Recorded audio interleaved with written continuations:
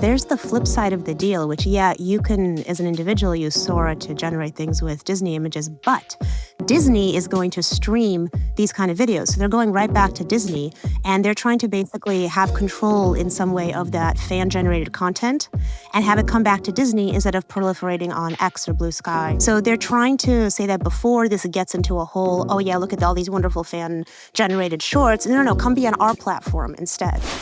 All that and more on today's Mixture of Experts.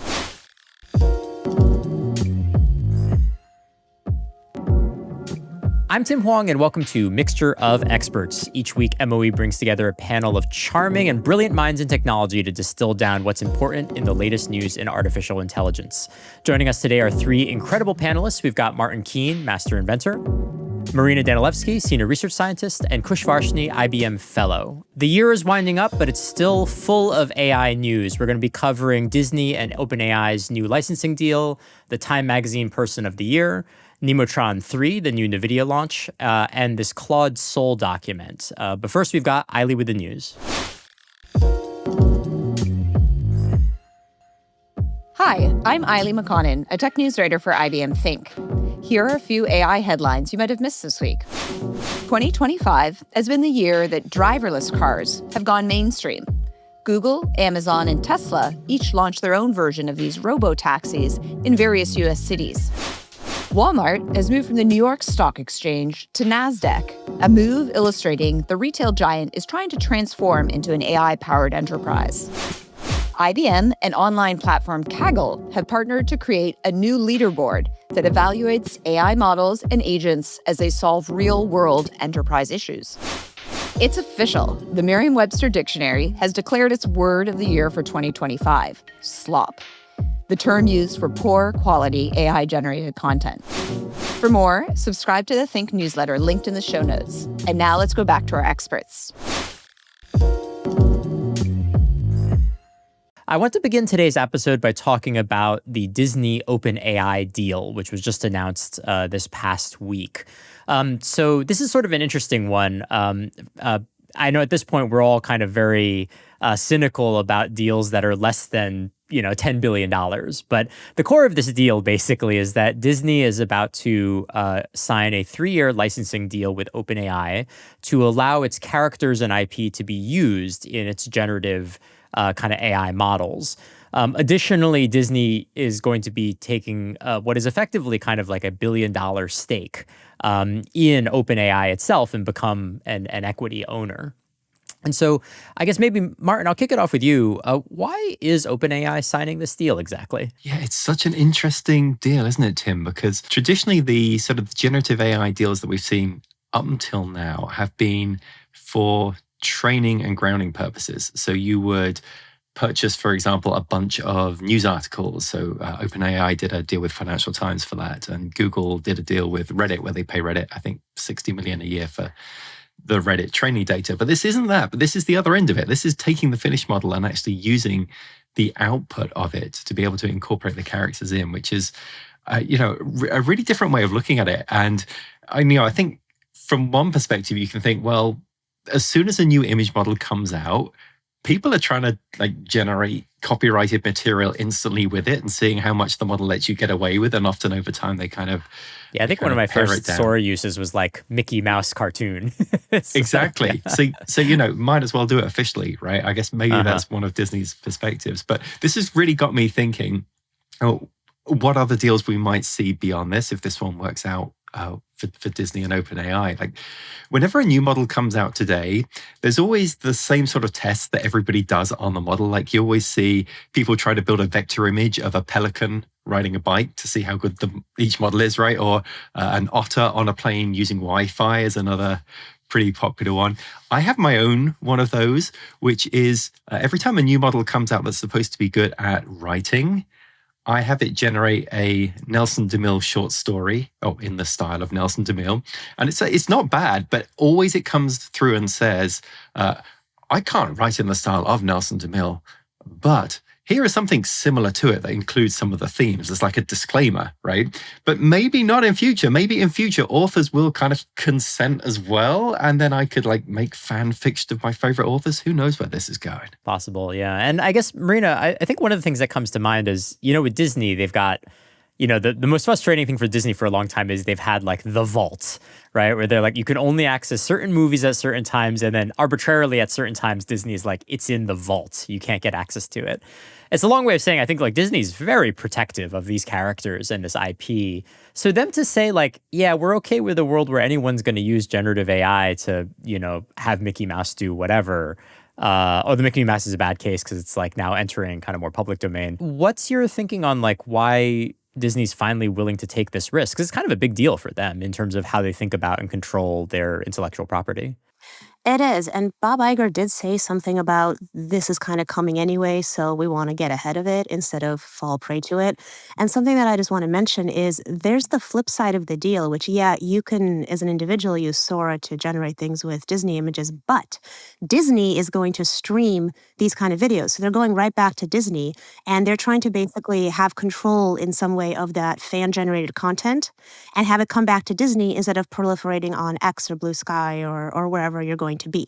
So they're trying to say that before this gets into a whole, oh yeah, look at all these wonderful fan-generated shorts. No, come be on our platform instead. So this also reads to me, to a large extent, like a platform play, where they're like, look, this is going to happen anyway, so let's make sure that people are doing these things on our platform and constantly coming back to that much tighter integration with Disney+. So that seemed to be an important part of it to me. Yeah, absolutely. And I think, Kush, this sort of opens up like, I think what is kind of like a really strange world, right? Is like, you just turn on like the Disney Channel at some point and it's just like infinite generated AI cartoons of these characters, right? Is that kind of seems like where we're headed.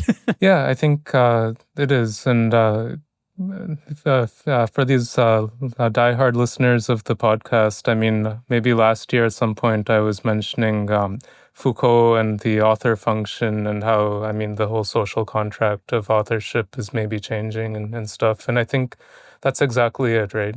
So when you have these thousands or millions or billions of fan fiction out there, the social contract is just completely different now. It's like before, like in these oral cultures and stuff, you had these bards singing. They were kind of, not trying to make money off of it. They were shepherds or farmers or shopkeepers or whatever, and they were just doing it for their own status, kind of, or continuing a tradition. And then with blogs and stuff, this digital orality kind of came about again. And now with the AI tools, I think Disney's just going to capture exactly that same sort of social contract. So as Marina was saying, be ahead of the game and kind of just be part of where the world is headed, because I think they're still going to make their money on the amusement parks and the merchandise licensing and all of that sort of stuff. So just like whatever authorship is turning into, I think they just are part of it too.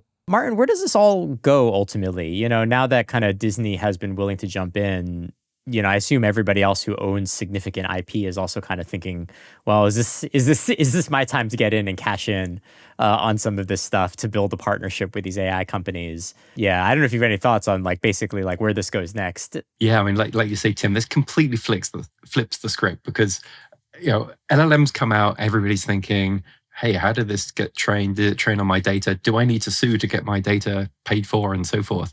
Now, this is the exact opposite. Disney are paying $1 billion in an equity investment to OpenAI with more to come.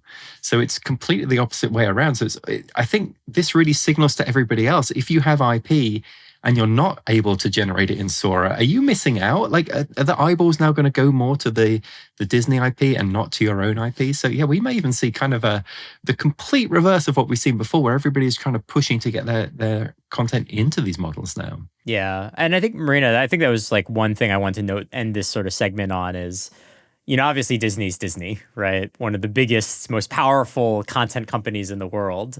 Do you have any thoughts on what this means if you're just like, I don't know, someone creating art online? Because I feel like they're in a very different position, right? From, someone who happens to own, the rights to Harry Potter or something like that. I was going to say K-pop demon hunters, get back to me Yes, when that's right. Ruby playing with my Yeah. daughter who's obsessed right now. But I could imagine other content owners following suit and seeing what this is. I mean, I wonder to what extent. I know it's an exclusive license for a year or so. What are they going to do? Are they going to be in a fight with Google or Meta or whoever for a year for using their content? Are we going to be chopping things up again? Are we going to see more mergers of this kind of thing? I think there's a lot of economics here that are really interesting and very much not worked out. Like what Kush said, the contract with creators and what counts as official and what counts as unofficial, that line's going to be way harder to tell. And I think that there's going to be a lot of people involved in that in the next few years, trying to draw those lines. Well, we'll keep an eye on it. Super useful getting all your opinions on it. So I'm going to move us on to our next segment. Time Magazine, as you all know, has an annual Person of the Year feature that they do. And this year's Person of the Year is not a person, but in fact, the architects of AI. And so if you've seen the magazine cover, it's a take on a kind of classic image of construction in New York, but it's sort of all of the kind of various luminaries of AI sitting on like a construction girder. And I thought this was so interesting and worth spending some time on because it lets us talk a little bit about sort of what's been happening this year in AI, but also just how the media representation of AI is evolving. I think the big first thing that stood out to me was, you have CEOs and infrastructure providers, kind of not a whole lot of researchers are represented here. Yeah. I think Lisa Su was on there, which I think was surprising for people. Former IBM researcher, by the way. You got to get that name checked. Exactly. I think having the CEOs on there, really, that's the signal. I mean, architects of AI, like, what are they architecting, right? I think it's the financial aspects, the hype, the business. I mean, that's what's being architected. And if they had chosen to feature, the scientists or even the data workers, that would have been a very impactful sort of cover. But I think just capitalism is forefronted. That's what architecture means, I think. And is that a good thing or a bad thing? I'm not going to comment on that, but I think that's the message at least. Marina, does this is going to be a very pointed question for someone like you. Does research matter anymore? In the sense that basically, like, what sort of Time Magazine is saying, and I think it does kind of capture something which is fundamental about the moment in AI, which is almost all the action, all the attention is on the business side. Right.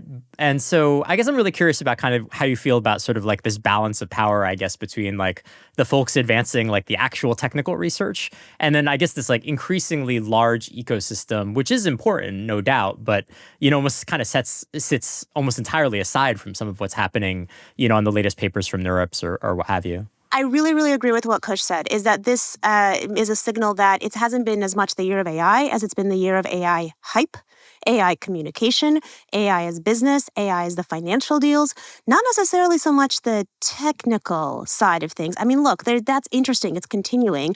But also people were saying that 2025 was going to be the year where AI agents put all of us out of work.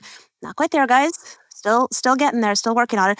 But the hype this year, the stories, the way that people talked about it was ridiculous. And a lot of it really centered on these cults of personality, these who could say the most ridiculous things in the news and move the coverage as ping pong balls from, oh, now it's this company. No, it's back here. No, it's back here. No, it's back here. So it's certainly a year of that. I also, like Kush, I'm not completely sure what to make of it. It's reflective of reality. It's maybe not reflective of where the real work and the interesting technical work is happening, but you can't deny the reality of the business and what people are actually talking about, which, it has been this, for better or worse. Yeah, it has been the hype, basically. Martin, thoughts on this? I'm hearing some grumbles maybe from your other panelists. No, I'm totally on board with what you're saying there, Marina. It does seem like the year of AI hype would be the tag for this rather than the year of the agent, perhaps. But look, the article points out how much of this focuses on infrastructure, how much it's been on infrastructure this year, how much spending there is, just raw spending on AI data centers and so forth. They mentioned in the article over $400 billion in 2025 just on kind of AI activities, which is a a huge amount. So the article kind of made the point that are these like the next industrial titans? We had the railroads and so forth, and now it's the data center. Is this kind of the next thing? And I think a lot of the focus is on that. Now, when I saw that this year it was kind of this AI was the focus, the person of the year, I thought, oh, it seems a bit cute. And then I went back and had a look at some of the other Time magazine persons of the year. And this is certainly not the first time it has not been an actual person. And do you know who the person of the year in 1982 was? No, I do not. It was the computer, popularized by the IBM PC. So we've kind of gone full circle from, hey, everyone has a computer now, to, hey, now everyone has access to AI 2025. I don't know if you can top 2006.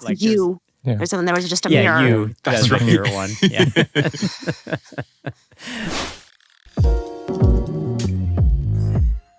I'm going to move us to kind of our next topic. This was one I was joking a few weeks ago. I was like, I am tired because it feels like every few weeks we do a segment, which is a new model's out. What do you think about it? And in fact, like the end results, I forget who commented on a previous episode. Like the end result is basically like there's a lot of models coming out all the time. They're all really good. And, after a while, kind of like a lot of the distinctions tend to blend into one another.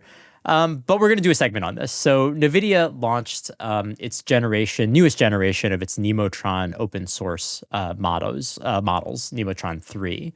And there's a lot of stuff that we've kind of come to expect from some of the model releases that are coming out in the last few months. They're focusing a lot more on agentic behavior. There's a spread of models from the very largest to the smallest. And there's a bunch of kind of infrastructure and other kind of component accessories they've released with this generation of models. I do want to get into that, but I think I want to start a little bit with just like a business question for some of our listeners. Kush, I guess I have a question of just basically like, why isn't NVIDIA always winning when it releases its models? Like, doesn't it have the ability to create models that are ultra optimized for their own hardware that everybody else runs on? And so kind of is implicitly, like, doesn't it make sense that like the Nemotron models would be, some of the most successful models out there? But that doesn't really seem to be the case, right? We tend to focus on a lot of other players in the space for their models. And so I guess I'm kind of curious if you can account for NVIDIA being this huge hardware leader, but I think arguably, and I think realistically is not necessarily like a model leader. Yeah, maybe now they will be, actually. So, I think they've been kind of, moving up the stack. Starting as a GPU company and then having the CUDA. And then, part of this announcement was actually an acquisition of ShedMD. And this is workload management sort of scheduling sort of software and stuff like that. And so, they keep moving up the stack. They're kind of like consolidating everything as they go. And I think they're really just, it's like a snowball, like rolling down the hill. It's just adding more and more and more and becoming this big juggernaut. And a long time ago, I did an internship at Sun Microsystems, and the key phrase for them was the network is the computer. So this was John Gage, I think, was the person who came up with this. And I think they're just like rolling up to becoming like, NVIDIA, the AI stack is the computer. And I think that's how it is. And they're kind of controlling the narrative going forward as well. So I think we just need to keep an eye on like what comes next. Where else do they go? Yeah, so you're actually saying this is actually a pretty big deal. I shouldn't necessarily shrug off like, Nemotron 3, much like Nemotron 2, what's another model? You actually think this is actually significant in some ways? Maybe. Like you can say that maybe the models are being commoditized in some fashion. So what they're doing is probably the same recipe that others are doing, that we're doing. On the Granite 4 architecture is pretty much the same. So maybe it's just connecting everything together is the thing. Marina, if you agree with Kush, there's almost kind of like a fun, interesting race going on, right? It seems like, which is like NVIDIA moving up the stack, trying to gobble everybody. At the same time, everybody's trying to like get off of NVIDIA onto other hardware platforms. I don't know. Do you agree with Kush's assessment? Where does this all go in your mind? I think I definitely do agree with Kush, and the full stack play is something that has been going on. You're right, people coming from different ends, either coming from the bottom or from the top and try and do it. Because the quality of these models by themselves has gotten very comparable. Now that it matters so much more, the levels of integration, the levels of distillation that you can do for specific things, how do you integrate them together? How do you test things for yourself, see if this works for you or not?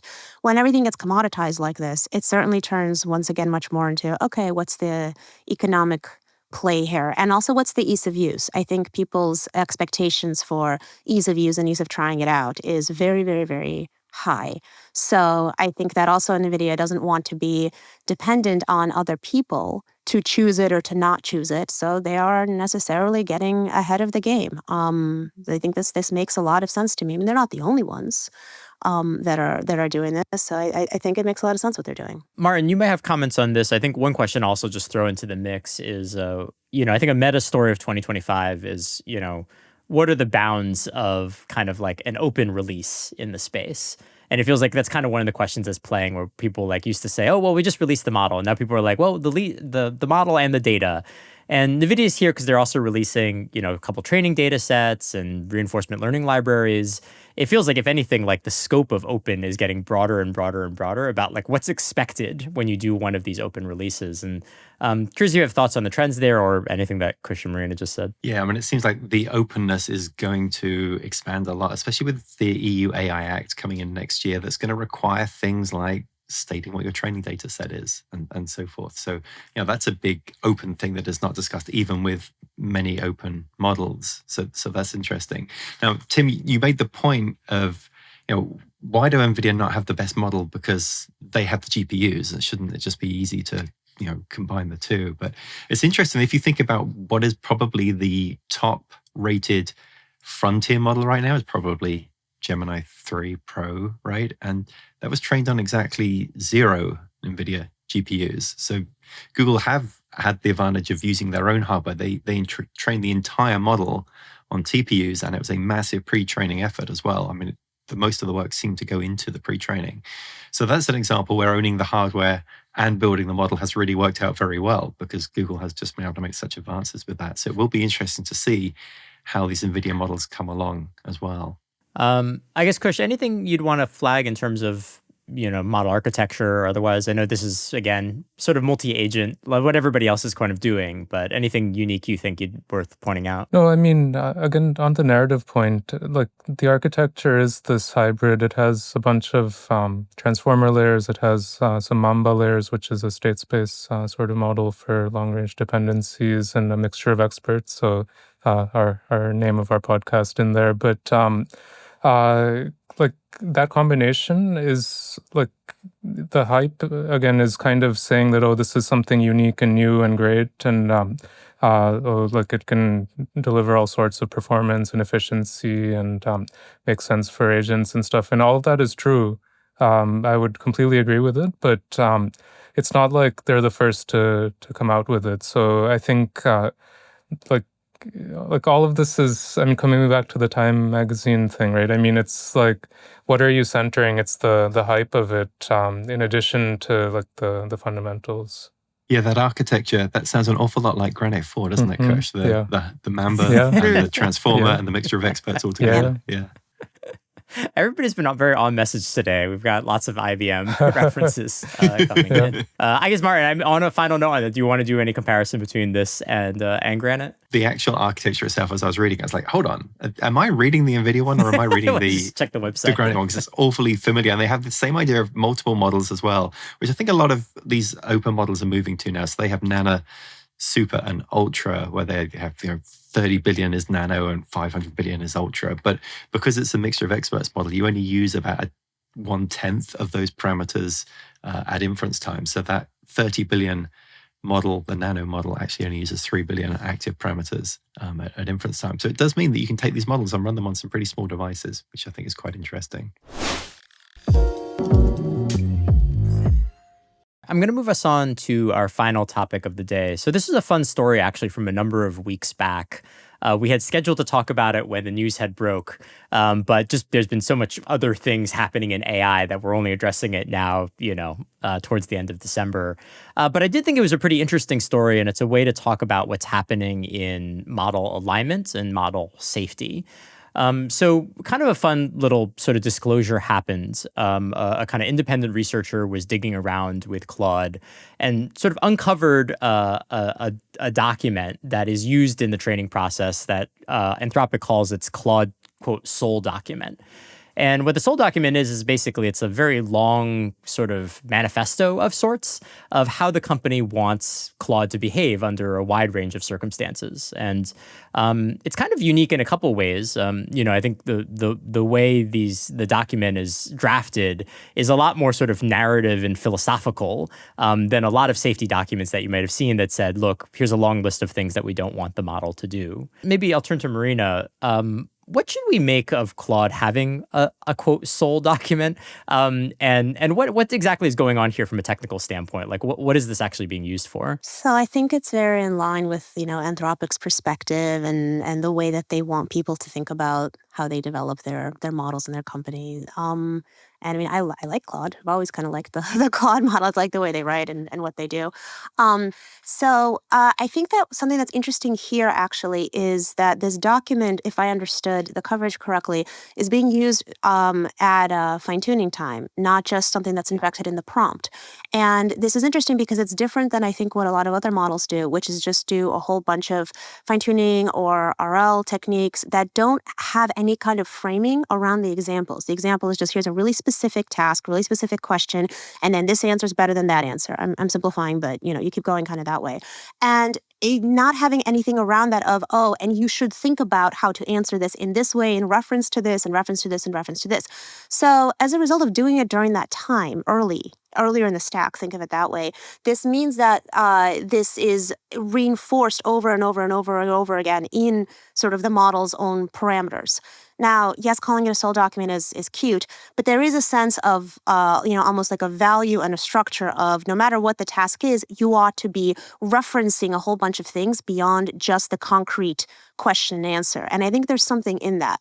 And what I think is the case is that a lot of people maybe do that without being so explicit about it, where because of the default system prompt that you choose to have or not have as you train your model, you kind of maybe have your own version of that document, but it's maybe very small and it's maybe not very intentional.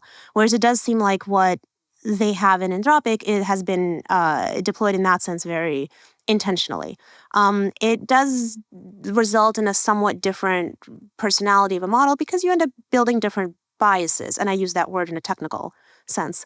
So I think it's just a slightly different perspective on when do you put this information sort of into the model earlier up the stack. And that itself, I think, is worth looking into how much of a difference that makes. Yeah, and I kind of offered a question, I guess, Marina, which you'll probably have the answer to, is like, why haven't we done sort of model alignment in this way before? Like, why have we leaned so much on prompting versus just like working it into the fine tuning? Because I think what you're saying is really true, right? Which is, well, we kind of want this set of principles kind of embedded into the behavior of the model.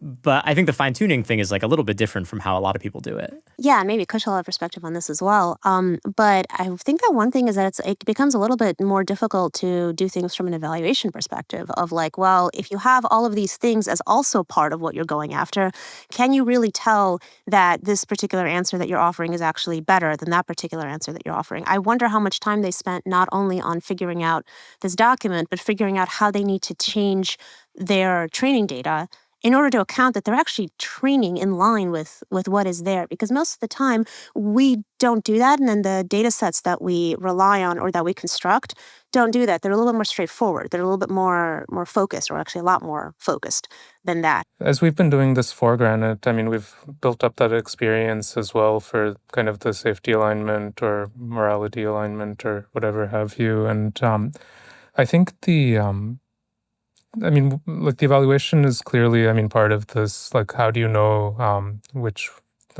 behavior is preferred or not and these sort of things. But I think there's also the modularity question because once you do the supervised fine-tuning or similar sort of fine-tuning sort of things, it's like fully baked in and not every use case is exactly the same, especially for the types of customers and use cases that we often think about. So, like, it's just, I mean, maybe like too heavy-handed in some fashion, because like Anthropic, I mean, they're in their thing. I mean, it states that they want this to be like an expert friend of some kind, and not every LLM should be your expert friend. So, like, kind of like breaking it up, kind of having the options to turn things on and off, do things in the way that makes sense for your use case, I think is another driving factor. Yeah, totally. And I think that these trade-offs get very interesting. I mean, Marina, your comment about like, oh, they're actually giving up some evaluation ability by doing it this way is like pretty interesting, right? They're kind of like, well, we have a harder time measuring this. I don't know if this is what you meant, but it's like we have a harder time measuring this, but we think it's more aligned if we do it this way.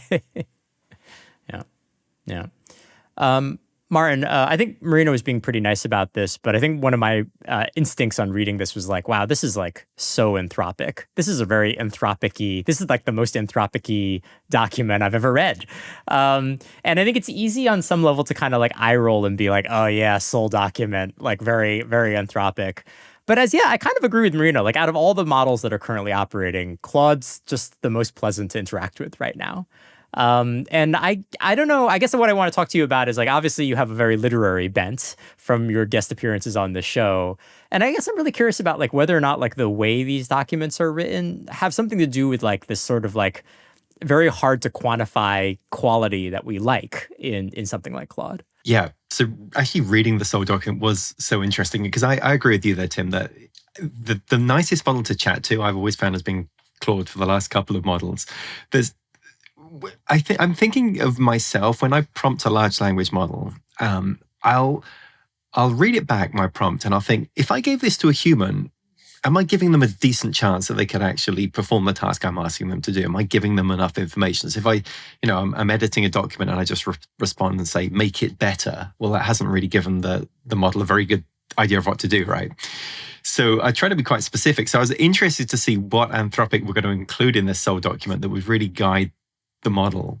And the part that I read where it said Anthropic generally believes, this is from the Soul document, it generally believes it might be building one of the most transformative and potentially dangerous technologies in human history, yet presses forward anyway. And I'm thinking, if I tell that to a human that I'm building the most potentially dangerous thing in history ever, how does that human proceed? I have no idea. So how that model is supposed to take that information and do something with it, well, I'm looking forward to finding out. Krish, maybe I'll give you the last comment here. And this kind of goes to sort of what I was just asking Martin about is like, how much is what's in here actually impacting model behavior? And how much of it is kind of, poetic license or almost like literary flourish, I feel is like, this document's a real pleasure to read. But I think where I'm left with it at the end of the day is like, well, how much of this actually impacts like how the model behaves? Yeah, I mean, I think it does have an effect, certainly. So could it have been more concise, maybe? But I think a few different interesting parts. One is that they do discuss uncertainty, value uncertainty, and calibration, and these sort of things in there. And like as people, I mean, most of the things that we encounter in life, we're also uncertain about. We don't know what we believe until we kind of like encounter it. And so like the fact that they're like going through all of that sort of uncertainty, or like in this case, like how should you reason about it, is actually a nice thing. And that can't be done, I mean, very, very concisely. So I think that's an aspect of it. Another thing I've been waiting this whole like podcast history to talk about a little bit is some of the moral philosophy aspects as well. I think there's a little bit of confusion in, like, it's very Anthropic-y, as you just said, but if you step back and look at kind of the philosophy of it, maybe it's trying to do too many things at the same time. And there's this concept of kind of dualism and non-dualism in a lot of moral philosophy, that is the soul of individuals separate for each individual, or is it kind of all like universal, all the same thing? And I don't want to get too philosophical, but it's important here. And the reason it is because every instance that a person uses the model, it's kind of like a new birth. It's a new session. And so, like, is this soul document really meant to be like universal, or is it meant to be kind of individualized for the session? And if it's really meant to be universal, then why is it talking about being a brilliant friend? Then because every context needs to have a separate sort of soul in that case. So it's just like very confusing of like what the exact goal actually should be. Well, and so what's the end result? Do you feel like that's a problem for the model, or if you just use it for like this very narrow sort of type of use, then it's fine. But if it's really a general purpose technology that you're going to use in a lot of different situations, then I think it's like too prescriptive in certain ways. Mm-hmm. Yeah, for sure. Yeah, that's a good reminder, Kush. And I didn't know you wanted to talk about that. We should definitely, I'm going to work out an MOE segment next year where we just do moral philosophy. Yeah, absolutely. I think it'd make for like a super fascinating episode. Marina, I thought of one last question, so maybe we'll actually have the last word go to you. A few years ago, I know I was very excited about prompting because I was like, okay, for someone who, has over time become more of a writer than a coder, like this is like very exciting. And at the time, I had a couple of researcher friends who were like, don't invest too much in prompting. We're going to figure out how to automate it. Prompting's going away. It's just like a temporary thing. And here we are at the end of 2025. The architects of AI have done their thing and AI is bigger than ever. And if anything, the fact that Anthropic is doubling down so hard on this kind of document, which specifies, as Kush said, the moral philosophy of these models, are we going to be living with prompting for much longer? Or is this kind of similarly just like a temporary thing in your point of view? Prompting is a way to get information into the model. It is certainly a very simple and straightforward way. Doesn't mean that you know what effect it has when you get it in. But I will say that a lot of times when you go in these larger systems, the prompting does kind of start to dial down, where the prompting is, maybe you specify slightly what you want, but the way that you actually end up executing is not via prompt. You end up telling the model roughly, I kind of want you to do this, and then there's other intermediate steps. And I'm going to do this. So instead of prompt engineer, you end up with agentic flow engineer. And so, yes, prompting in this sense is going to be part of it because then you're trying to get information into the model in a particular way. But I agree with your friends back then who were like, we're gonna figure this out. Because remember where we started? We started with you prompted and you put in 2 spaces instead of 1 space, and the model just like, I don't know what to do. I don't understand. Okay, we got past that, but it's good. we're okay now. But the base idea remains sort of, the same of like, look, you're trying to get information. The model either can, kind of figure out what you mean, or it can't quite figure out what you mean. And now it just won't tell you that it couldn't figure out what you meant, and it, continues to keep going. But I think we are going to be moving beyond this in terms of ways to inject information into the models. And as we go beyond the models, ways to inject the information that we want into the use of the models. The models themselves are a means to an end most of the time, right? So especially as Kush was referring to enterprise solutions and real use case solutions, they're going to be a means to an end. And at that point in time, we're going to be moving beyond something as fragile as prompting. And also, I guess, come to think of it, like these types of finding tuning approaches as well, right? Where you take a soul document and try to fine tune it in. So, yes. Yeah. Incredible episode. This ties together like so many threads from the last 12 months. Martin, Kush, Marina, thanks for joining us so late in December. And that's all the time that we have for today. If you enjoyed what you heard, you can get us on Apple Podcasts, Spotify, and podcast platforms everywhere. And we'll see you next week on Mixture of Experts.